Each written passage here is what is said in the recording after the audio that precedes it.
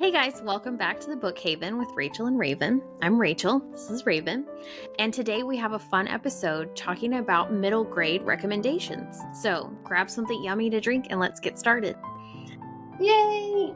Yay! So I thought it would be fun. I don't know if you see the thing on all the social medias where it says middle grade March. Do you know what I'm talking about? So people do these challenges where they read middle grade books for the month of March, whether that's with kids or I think just by themselves. And so I thought it would be fun for us to throw out maybe some new books for people to help if they're going to do that. That Plus, sounds good. we have done so many of these as read alouds and stuff like that over the years. So, Okay. First one on my stack is Number the Stars by Lois Lowry. This one, I don't remember if we read this one no, I assigned this one to probably like my sixth graders to read.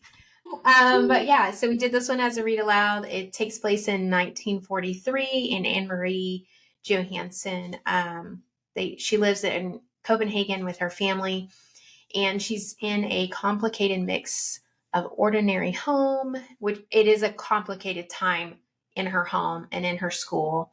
There's food shortages, but she is a young little Jewish girl who is just caught up in the craziness that is the 1940s. And so she ends up being relocated. This is a good one for if you have a child that is kind of new to the World War II or the Holocaust, I would say that like era. This one is I don't know if how to say it other than like it's a safe. If you're just kind of wanting to softly introduce it, I think this one is a great one. Just kind of introduce the topic. And it's also a good one just to hand to your kid too. I don't remember there being anything that like warnings that I would put on this one. This one is just, I don't know. It's just a beautiful one. So Number the Stars by Lois Lowry. Yeah. I think it's a nice introduction, like you said, to prepping the Holocaust to go deeper later on, but kind of just dabbling on the surface to not get too deep. Okay, so the first one I'm going to recommend is the book that I have not read, but I asked each of my kids like which one they would recommend. So my son said that he would recommend Wings of Fire. This is the second book. He doesn't have the first book. So this is a series. It's a very big series. I don't even know how many books there are at this point because they keep adding to them. But it's about dragons. It's super fantasy, whatever. But if you have a kid that likes that stuff, another one it would be comparable to is Warrior Cats. I didn't read that one either, but my kids were super into that. So something fun like that. If they like dragons, it's a series and they can just kind of read through them, on their own. Okay. The next one that I have is a series that we've all enjoyed. I might have already talked about Series of Unfortunate Events on the podcast. I don't know, but I highly recommend it. I know I highly recommend it if weird does not bother you because it's a little weird. But it's by Lemony Snicket, and there are 13 of them, and I think that's significant. But lucky 13 or unlucky 13. Yeah. But we thoroughly enjoyed these as a read aloud several years ago, although we did try to reread them in the last couple of years just because it's one of those books that we've talked about that just has a special kind of place in our heart because of the time that we read it. And so when we went back, of course, my kids were like, why did you ever let us read that book? But we really did enjoy it. So I think you have to be kind of in a good place to read those types of books, but I thought they were fun. And I thought that Lemony Snicket, his wit is just, I love it. So yeah, I don't know. That might make me weird, but that's okay. No, I think a lot of people like that one. So you're in good company. I do. Yeah. Okay. I don't like the shows. Let me just say that really quick. Just watch the movie. I mean, scratch that. Just read the book. Yes. Don't watch the movie. or the TV show. Or the TV show. I love Yeah. the books. So Yeah. Okay. The next one I have is The False Prince. And this is Jennifer A. Nielsen, who also has lots of good historical fiction middle grade books that I'd recommend too. This one was fun. I didn't super love this series, so I read it. I'm going to stop showing it because it's flashing the light. But I didn't super love it, but I know a lot of kids that do like it. My daughter is one of them. Her friends have all read through all of them. So, action adventure ish. Yeah. And I would say, did you read it? Mm-hmm. Okay. Because my daughter read him and she brought it to me and said, you have to read this. And like what you said, like, okay. Okay. But she really liked it. So of course I read it. Yes. Preteen girls seem to be who read them the most. Yeah. But yeah, it's not even fantasy. It's action adventure, like dystopia kind of thing is what I was going for. Yeah. Yeah. Like, so if you want to kind of pre-Hunger Games type of phase. Yes. Maybe. All right. The next one that I have is The War That Saved My Life by Kimberly Brubaker Bradley. Okay. Good job. This one is, World War II, from a child's perspective, having to move. I will put a caveat on this book, that there is some domestic violence that takes place in the beginning of this book, which is part of the reason why she ends up moving to the country with an aunt, but also, so the war that saved her life. I mean, she ended up having to be relocated, due to abuse. So just know that going in, and it is pretty descriptive in the beginning, and very sad. So if that is something that, is a trigger or whatever, just, I would put that on there. But this is another one and that just takes place in the beginning. So once you get into the book, it's more about like World War II. So if you, and on that topic, it's a soft, start, like introduction. That's the word I'm trying to think of, introduction to that topic. Less, I think, about Holocaust and more about the war itself. So from a child's perspective. Was all that clear as mud? Yes, as an English child perspective. Yeah. Yes. Yeah. So, very interesting. So that's all I would say about that one. That's a good one. Good read aloud. Good. Yeah. Well, and I think if you have concerns about any of these books, you just read them before you give them to your kid. That goes for everything. Unless I'm getting it from a trusted source that has said, like, there's nothing in there to worry about. And if you ever have questions, you can always leave them in the comments and we'll respond back to them if it's a book that we've read. So, okay, my next one is Percy Jackson. So we did do this as a read aloud, but my daughter has gone back and reread the series, like on her own. She loves this series. I think my son enjoyed it when we did it, but he's not a big reader. So, but this one is so much fun. This is, I would say, in the same vein as Hunger Games, violence-wise and adventure action-wise. I don't know. But if your kid is needing a fast-paced book, then I would recommend that series. It does eventually, I know, have LGBTQ characters in the later books, but there's like a side series that he does that has more of that, and then the main character. So just know that going into it. Yeah, that one was a fun book club. And what's so funny is I had the pictures from that like pop up. And I had kind of forgotten that we had done that book. But that was a fun one. That's a fantastic book to do for a group read aloud with, like, there's so much you can do with that. So, yeah. Okay, the next one I'm going to talk about is Frindle. I mean, I didn't read this as a kid. I don't even know when it came out, but I feel like it's kind of an older book. It's a very it's a fast. I mean, it's Yeah. not It's it's super not a short. super big book. But we did this as a read aloud. We actually listened to it, and I don't know, we had a lot of fun with it. Talks a lot about like vocabulary, and I don't know. It's a cute book. If you don't know, Andrew Clements, his books are pretty fun, usually pretty funny. So you would say like younger, middle grade. Probably so, like Yeah. on the Upper start of elementary. middle grade Yeah. on that one. Yeah. The next one I haven't read this book either, but Jackie has, and Jackie recommends it. So, Keeper of the Lost Cities.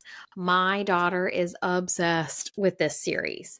I know a lot of people love those. Yes, Shannon Messenger.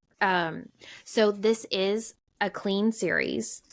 There's nothing inappropriate about it. And there are like 10 books. I don't know. And this is probably the smallest one. But everyone that I know that reads these like devours them. They love them. I have been told that maybe I would not like it. So I have not read it. Hi. But my daughter and Jackie both told me that they didn't think. Oh, I think it's because she does a lot of internal monologuing.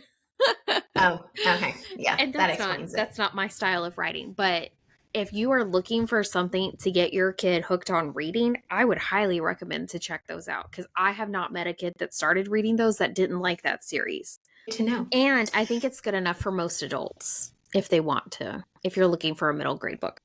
Which is a mark of a good book. Yes. Okay.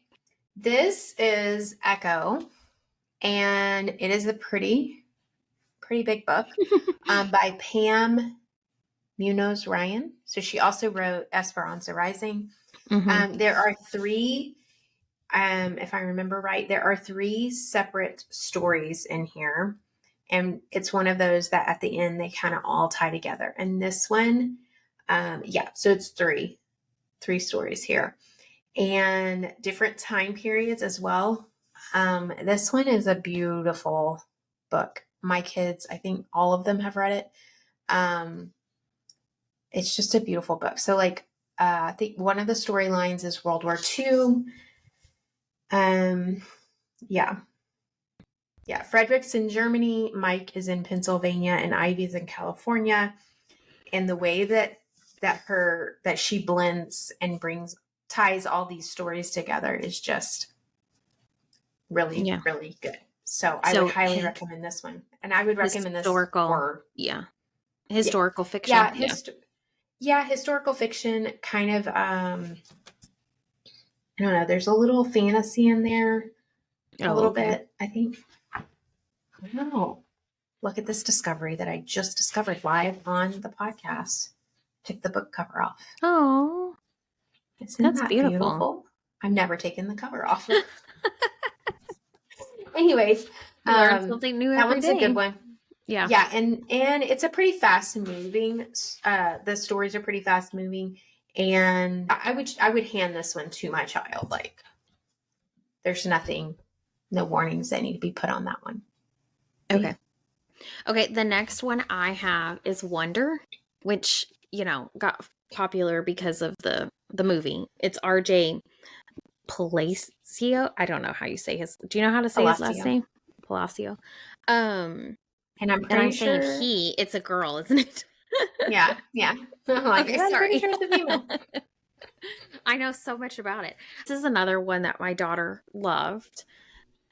She used to listen to the audiobook all the time, like on repeat. She just liked the audiobook. And I will say we read it together as a family in the very first time.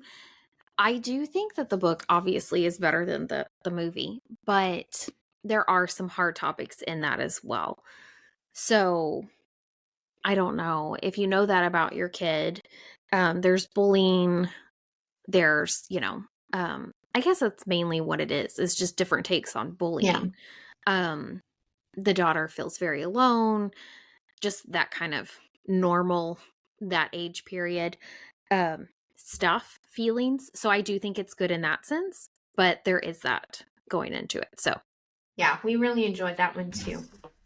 Okay, and the next one is a little bit of an older book, Swallows and the Amazons, or Swallows and Amazons by Arthur Ransom.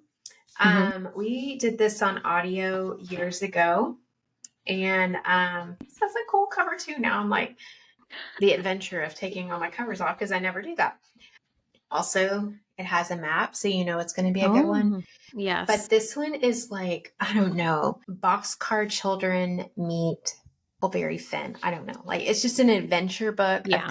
these kids who, if I remember right, they were sent to this they were sent to their uncle or their grandfather, and they were allowed to have like this little island. I don't remember. It's been several years since we read this one. But whenever we talk about this book, we always um, talk about it with fondness. The Guardian, this is what they wrote, a white knuckle ride action adventure that could capture the imagination of the Harry Potter generation. So it's a lot of fun because it's just kids playing and living in this imaginative world. And anyways, it's really beautiful. And it's more, Yeah. I would say this is kind of more on the side of like a classical, Yeah. like a classic style book. Okay. It says the 1930s equivalent of J.K. Rowling. I mean, Yeah. do you need So any it's more of almost an there. endorsement? Yeah. Yeah. Because to be considered a classic, it has to be 100 years since publishing, right? Probably. I think that's yeah. the technical definition of it. So it's almost there. Okay. Yeah. My next book is The Mysterious Benedict Society, which is Trenton Lee Stewart. Okay, this book is chunky, but I would highly recommend it if your kid likes mystery, adventure mystery, trying to figure out, yes, I would say murder mystery, but not. But there are so many puzzles in this book. There's also a show, they did a show on Netflix. Again, the book is better, but this book is so entertaining. You really need the physical book of this because there are puzzles in here. I tried to read this when my kids were like maybe second, fourth grade, and it was a little too much.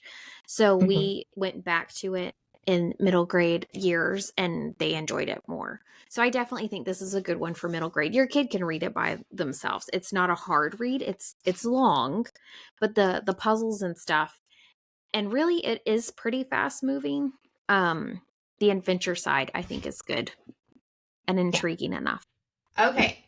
My last book is very near and dear to my heart because I read this book on the plane to London when I went. And it is written in, let me show you.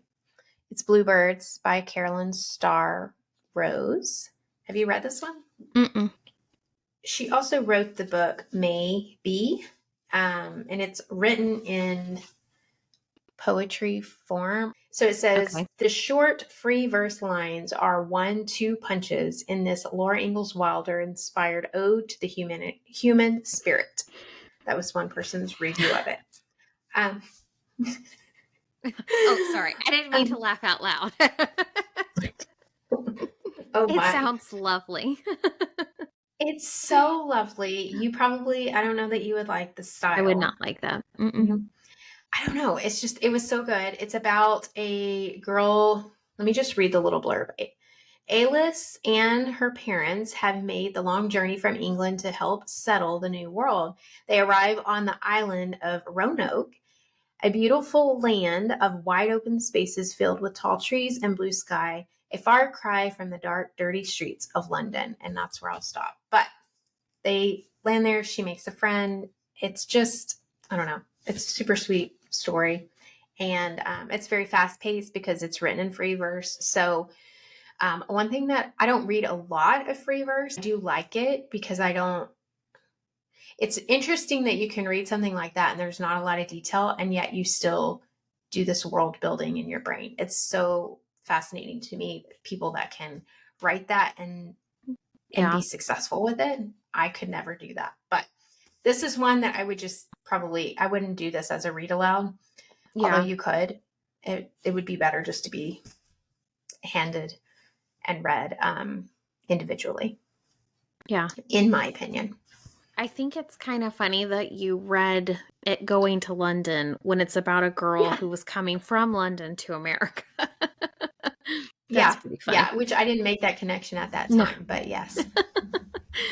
Okay. And then one that we can both talk about is Nevermore. Yes. It's The Trials of Morgan Crow, and it's Jessica Townsend. This is such a good book. Such a good book. Okay, and it's a series. And right now there are only 3 books out. So I can't speak to where the series is going. So far right now, everything is clean and okay. I don't know if that will be the case moving forward. But because you can kind of see that maybe we're going to take a nosedive off a cliff. But so far these books are so much fun. We have done these so much fun read alouds. Yeah. So much fun. So fast paced. If you like Harry Potter, you will love this book. I'm trying to think of other books that even Percy Jackson, like all of those.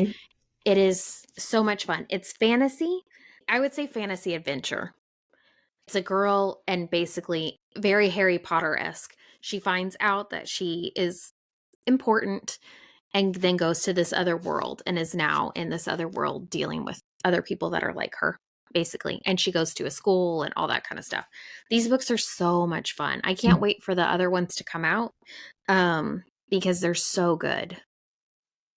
Yes, and they are so fun to do a book club. And we will need to post a picture of the book club of Rachel's masterpiece.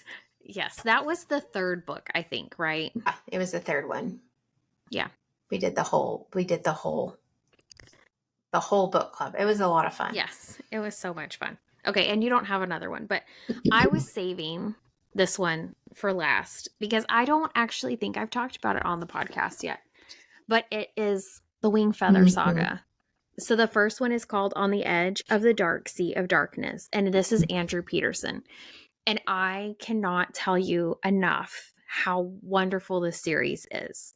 Andrew Peterson is a Christian singer, producer, all of the things that artist, does. Everything. Yes, artist, everything. He is an amazing person. And during COVID, I have probably mentioned this. During COVID, he read the books alive. He read the books aloud every night. And so we would get together and listen to him read aloud. He does do the audiobooks of these as well. So again, it has a special place in my heart. But the story is amazing. There's 4 books and they're all so well done. It has also you kind of miss out if you don't get the actual books. There are some like pictures and stuff, but there's also you're not going to be able to see it, but there's like footnotes that he does, and they are hysterical. This one says snot wax is too repulsive a thing about which to write a proper footnote. Like, he is just so funny. And so like if everyone needed to read a book series, it would be this one. I loved these books so much. The kids loved them. They were just so good. That's it. Yes.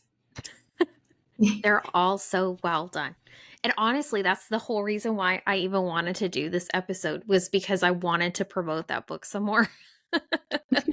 Because I just love it. I just love it so much. So it's a good one. And he is such a great person.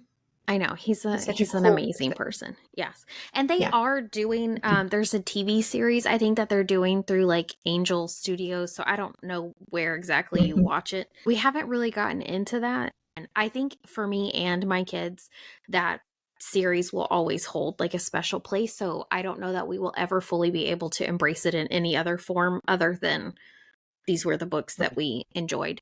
So, and having him read it to us, like, was just amazing. He would sit by the fireplace and it's just, it's so amazing. Okay. So that's enough about that, but I would highly recommend that book series. Boys would really like that one too. So if you have reluctant readers, I think it's easy. It's an easy enough read and it's fast paced. And I think anybody could pick it up and really enjoy it. And if you have a book Okay. that we forgot about, leave it in the comments so that we can check it out. Thank you guys for joining us on this wild adventure. All right. We would like to know which book that you guys might read from our stack or you might give to your kids. Okay. And then also, we just wanted to remind you that we're going to be doing a cold run again, like we did for the women, Kristen Hanna's The Women. So if you want to join us for that and not have to like hit pause because we're going to talk about spoilers, then yeah, get your book or your audiobook. A copy of A Gentleman in Moscow. Yes, A Gentleman in Moscow by Amor Towles. I don't try to say his pronunciations are not my thing. But anyways, it's a great one. I have already read it, but it's been several years ago. So I'm going to reread it, and then we are going to talk about it live on the podcast. So we would love for you guys to join us on that. Yeah. All right. Well, we've made it to the end of this episode, and we're so glad that you joined us today. We hope to see you on the next one. Bye. Bye.